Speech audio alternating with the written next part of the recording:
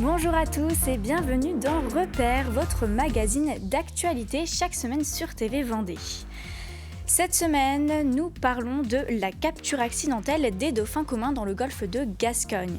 Chaque hiver, celui-ci devient le théâtre d'un débat sensible.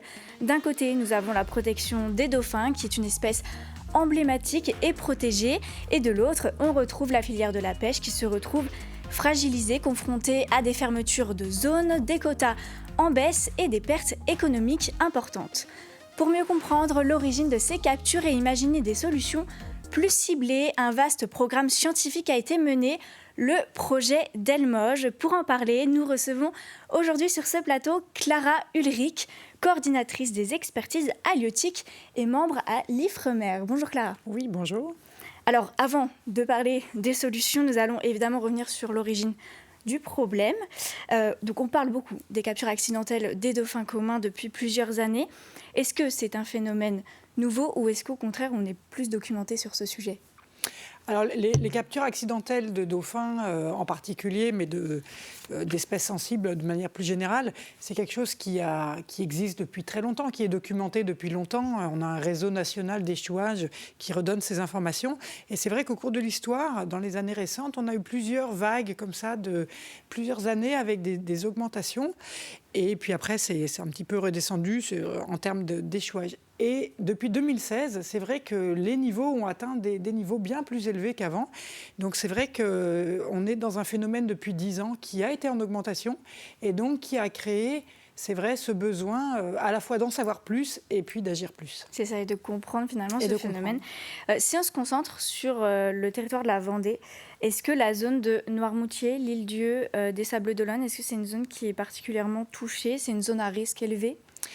Alors, jusqu'à présent, c'est vrai que c'est pour ça que c'est l'ensemble du golfe de Gascogne qui est fermé, parce qu'on a du mal à répondre à ce niveau de précision géographique. Parce que finalement, des échouages, il y en a tout le long de la côte. Ça va du Pays Basque jusqu'à la Bretagne. Et puis, ça change en fonction des années, en fonction des semaines. Donc, c'est vrai que ce qui a motivé des fermetures comme ça aussi larges, c'est qu'on a justement beaucoup de mal à cibler exactement pourquoi, comment, qui, où, quand, parce que voilà, c'est finalement déjà assez dispersé et assez variable. Donc c'est vrai que le projet scientifique, il visait notamment à ça, à essayer de mieux comprendre. Donc ce qui fait que je ne peux pas vous répondre exactement à cette question, la Vendée, plus que la Charente ou le Pays Basque, parce qu'encore une fois, c'est des phénomènes qui sont quand même relativement variables.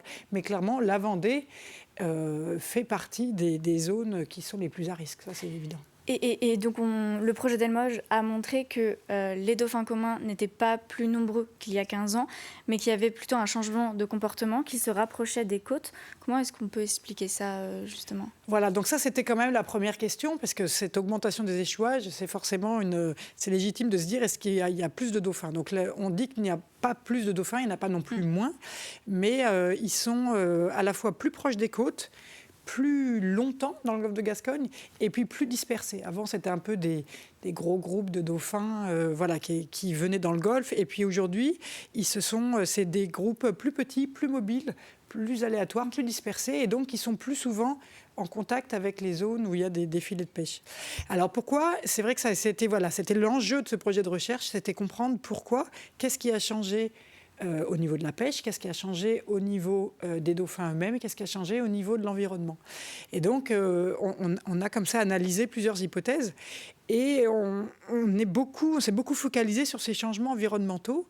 Le golfe de Gascogne, comme le reste de la planète, est soumis à des changements climatiques majeurs. L'eau se réchauffe, les fleuves ont des débits qui baissent. Et tout ça, ça entraîne des réactions en chaîne. Ça entraîne un golfe de Gascogne qui est globalement moins productif. Ça démarre par la chlorophylle et puis ensuite le phytoplancton, le zooplancton, les proies des dauphins, qui sont les anchois, les sardines, et ensuite les dauphins. Et donc tout ça, ces effets en cascade qui sont issus de ces changements environnementaux font qu'une sardine, aujourd'hui, elle est moins nourrissante qu'hier. Il faut en manger plus pour le même niveau d'activité. Donc on a des dauphins qui changent leur mode de chasse, qui sont peut-être en activités différentes, et donc qui sont plus souvent, plus longtemps dans le golfe et plus près des côtes par rapport à ce qu'on pouvait savoir avant. Et alors justement, pour bien comprendre le projet d'Elmoge, ça a été 3 ans et demi d'études, c'est ça. Est-ce que vous pouvez nous expliquer concrètement comment est-ce que vous avez procédé? Vous avez réalisé des cartes à risque très précises, justement. Est-ce que vous pouvez revenir un peu dessus? C'était un projet qui a été vraiment très, très intéressant à conduire parce que c'est vrai qu'on ne savait quand même pas grand-chose avant de démarrer. Enfin, on savait des choses, mais on s'intéressait beaucoup plus à essayer de quantifier les captures. Mais on avait encore beaucoup de zones d'ombre sur pourquoi ces captures arrivent, comment est-ce qu'elles arrivent. Est-ce qu'il y a des zones qui sont plus à risque que d'autres, des saisons qui sont plus à risque ou des engins de pêche qui sont plus à risque. Et ça, on avait vraiment peu d'informations sur un peu ce niveau de précision-là. On n'avait que des informations qui restaient très globales. Et donc, il a fallu à la fois comprendre le dauphin lui-même. Voilà, est-ce qu'il est en bonne santé? Est-ce qu'il est plus malade?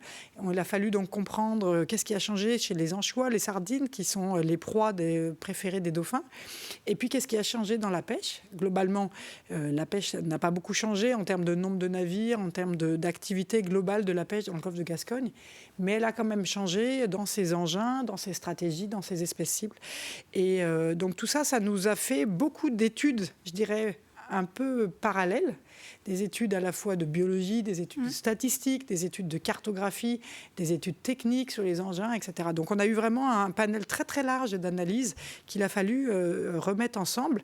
Et ensuite, pour essayer de créer une espèce de vision synthétique qui est de dire quand on met ensemble des cartes de dauphins, des cartes d'anchois, des cartes de sardines et des cartes de pêche, est-ce que ça nous donne des zones et des saisons qui sont sans doute plus à risque que d'autres? Alors pour ça, il faut le faire là où on a de l'information, ce qui fait qu'on a de l'information plutôt sur le passé que sur l'avenir, par définition.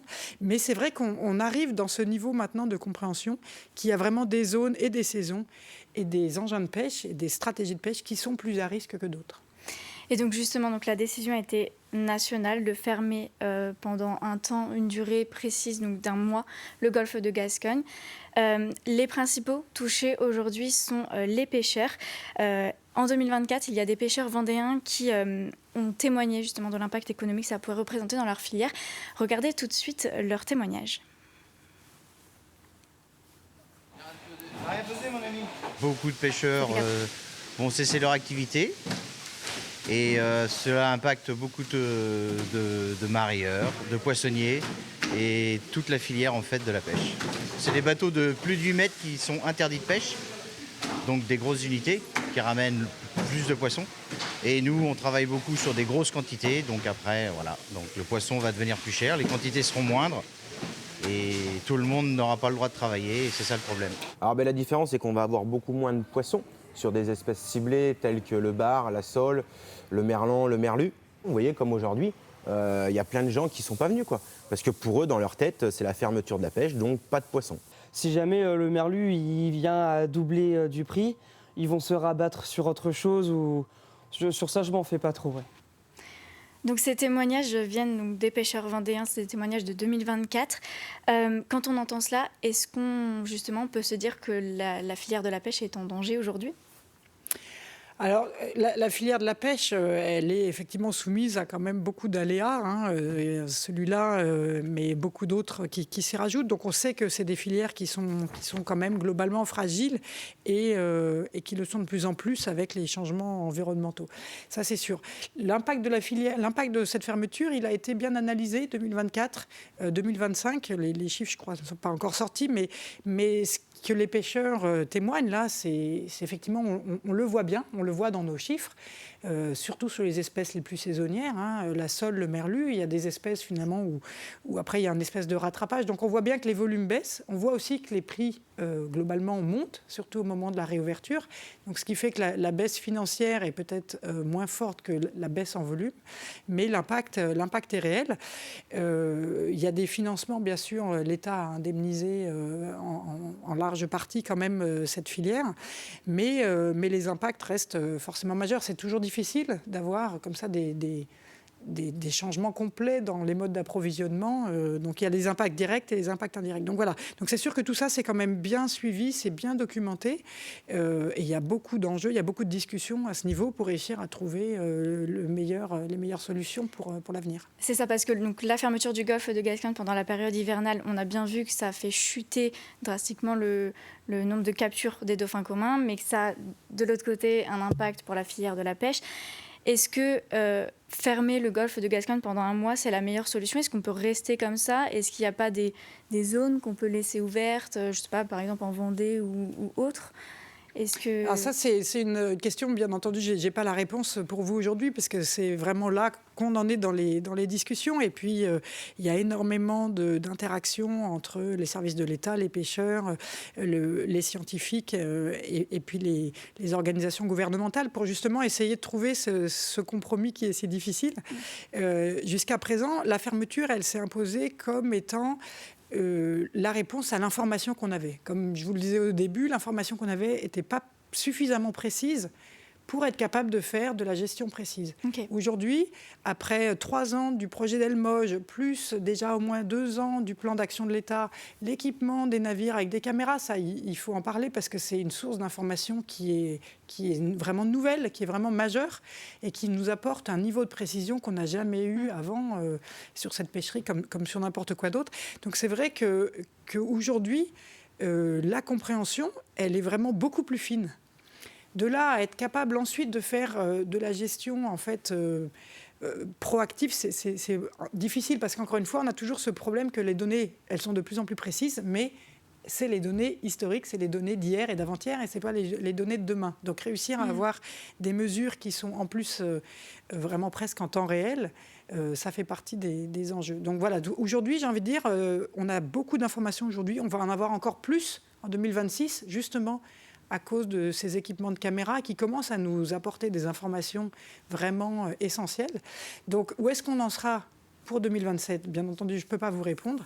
Mais ce qui est sûr, c'est qu'il y a énormément de discussions, il y a énormément d'enjeux à couvrir. Donc, est-ce que vous pensez que le projet d'Elmoge, ça permet à la fois d'envisager justement un avenir pour la pêche et de protéger ces captures de dauphins aujourd'hui ? Alors l'enjeu, il était bien évidemment là, parce que c'est le souhait de personne et dans l'intérêt de personne, soit de n'avoir plus de dauphins, soit de n'avoir plus de pêcheurs. Donc voilà, et bien évidemment, ce qui motive tout ça, ce qui motive toute cette recherche, ce qui motive toutes ces discussions, c'est bien entendu d'essayer de trouver ces compromis qui sont à la fois efficaces pour la protection des dauphins, qui sont avec peu ou pas d'impact sur les professions, et puis qui sont faciles à mettre en œuvre par les services de l'État et qui sont faciles à contrôlable. Donc ça, c'est un peu la solution parfaite qui n'existe pas à ce jour. Mais voilà, donc il faut réussir à accumuler différentes mesures qui peut-être se compensent l'une l'autre. Mais voilà, il y a beaucoup en jeu et aujourd'hui, je pense que la grande question qui n'a pas de réponse à ce jour, c'est qu'est-ce qui se passera l'année prochaine. Merci beaucoup Clara Ulrich pour tous ces éclairages. Et puis on suivra évidemment l'avancée du projet à suivre. Quant à vous, merci à tous de nous avoir suivis et je vous dis à très bientôt dans un prochain repère.